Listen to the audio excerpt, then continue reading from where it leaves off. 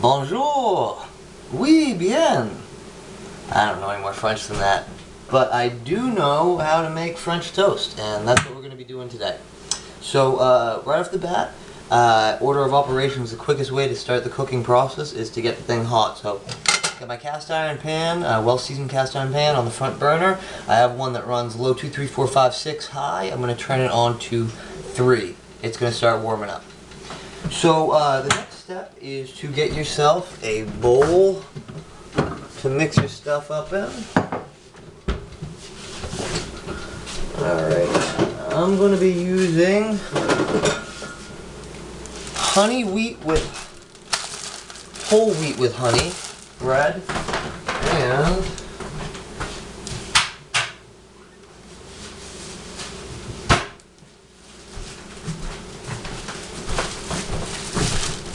some nutty oat. They're both Nature's Pride.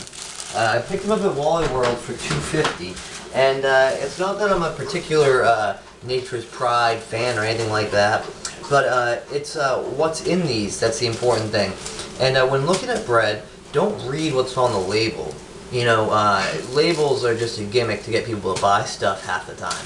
Switch it around and take a look at the ingredients and take a look at the ratio between dietary fiber grams and total grams in the slice.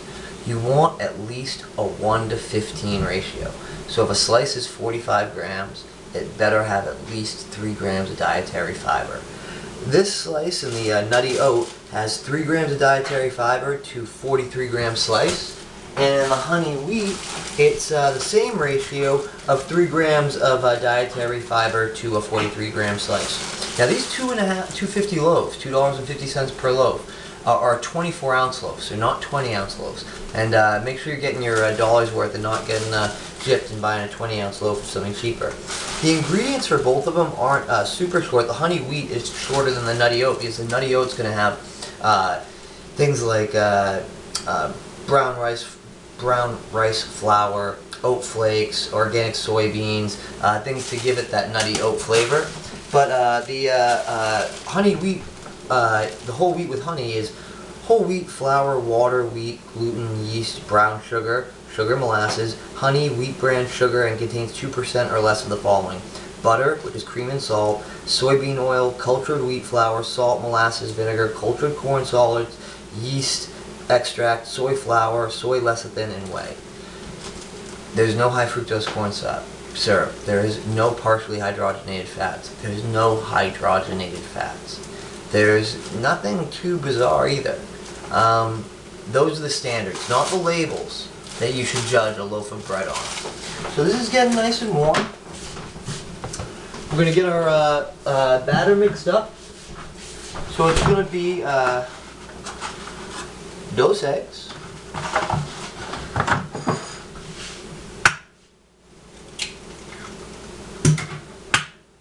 cracking them on a flat surface, even though that might seem a little funny. I know I've said it before, but in my experience, believe it or not, it is the way to go. Next up, I'm going to grab some organic half and half and some SoDelicious coconut milk.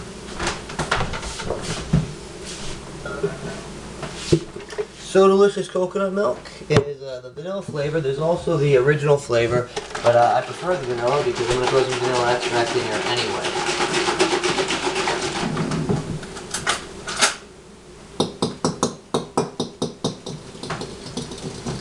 I just poked the eggs in the center, and I'm whipping them up in before I add in my coconut milk. And actually, even before I add my coconut milk, I'm going to add my sugar to this.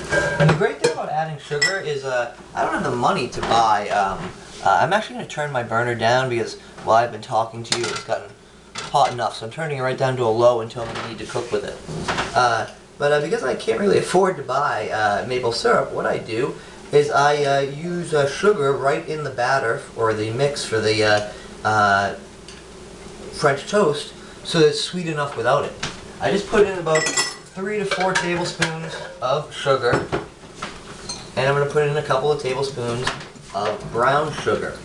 And part of this that's nice is that I make enough for my wife and I this morning, but I also make enough to then refrigerate. And this is one of those things, like I prefer if I'm going to spend the starter time cooking, that I should get some return afterwards, like being able to eat later on that day or the next day. And this is a great kind of cold, so it's like a dessert, almost like a custard or a pudding. It's really delicious. So I'm adding 1 heaping, 2 heaping of great value light brown sugar. I keep it in the fridge in a Ziploc bag so it stays nice and moist. What do? I also keep it with a clip on it so it stays nice and moist.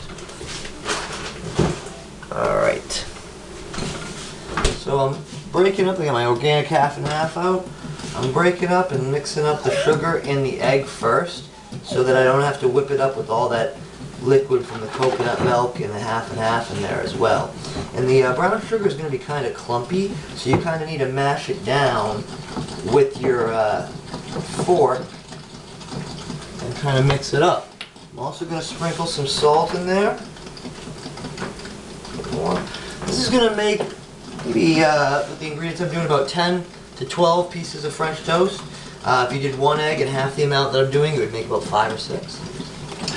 Add some coconut milk. I'm adding about a half a cup. I'm going to add about 2 tablespoons, half and half. Give it a little bit of a stir.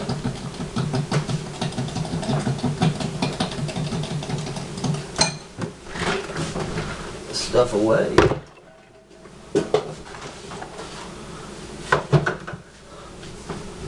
And the imitation vanilla extract. I'd use the real stuff, but it's a little bit pricey.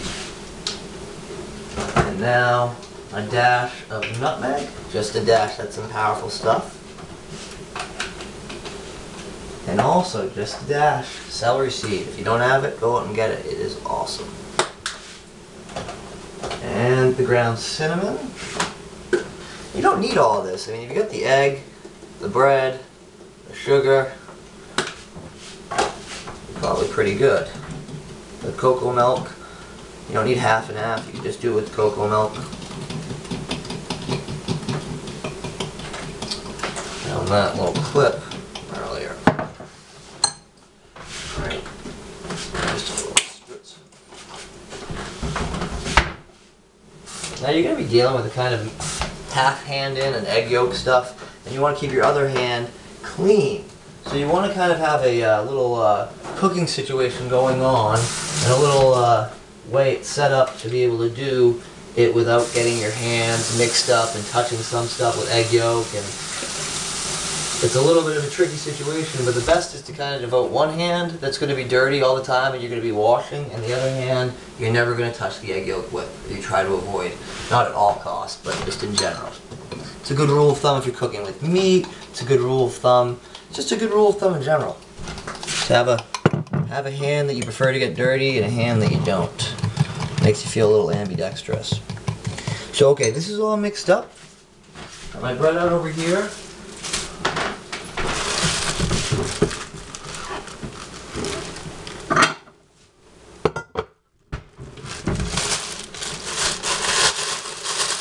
Turn this back up to 3, and we'll get going. Now, if you were trying to serve this for a bunch of people, I would recommend turning the oven on warming, and then you could just cook them, put them all in the oven, and when the people get over, take them out on a chafing dish or something like that. Right now, though, my wife and I will just eat them standing here, and then the ones that are left over will go into the fridge. Got our vegetable oil, and get over that idea that fat's bad. Fat is good. Now the vegetable oil is going to be the primary fat, but what's going to give it the flavor is the butter. So initially we're going to add about a half, 3/4 of a tablespoon to the 2 tablespoons in there. We got it turned up to about 3.5 on that low 2, 3, 4, 5, 6.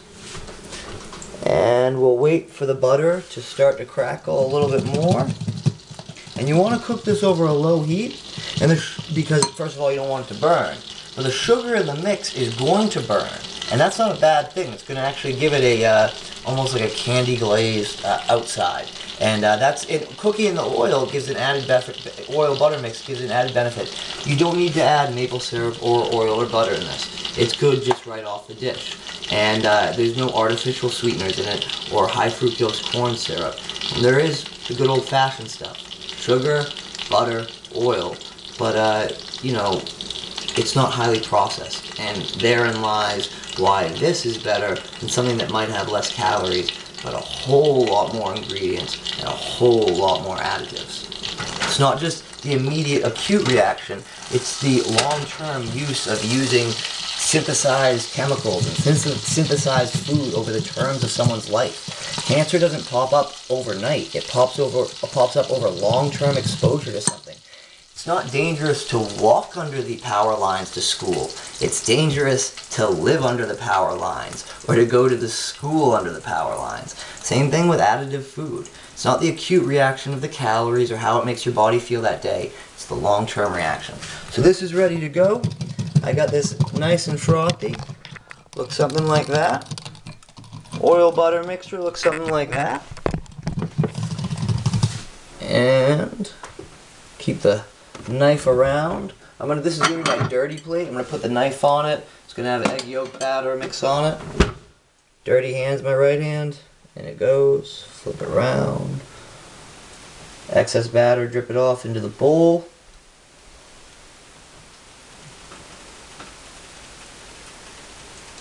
Bada boom, bada bing.